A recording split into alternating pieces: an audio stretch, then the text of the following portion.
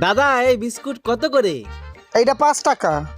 ও, তাহলে আর একটা নিলাম, দুটো কত হলো? দাঁড়াও হিসাব করে করছি।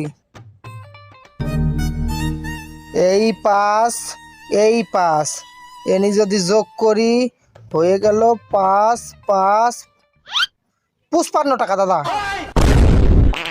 না, তাই আমি একটাই নেবো, একটা থাক। কত হলো? ও আচ্ছা, দাঁড়াও হিসাব করে নি। -5 তাইলে হয়ে গেল 5 এ 0 50। না, আমার বেজার লাগতেছে, আমি মালটাল নেবো না, বাদ দাও, আমি কিছু নেবো না। ও কিছু নিবা না? দাঁড়াও তাই হিসাব করে নি।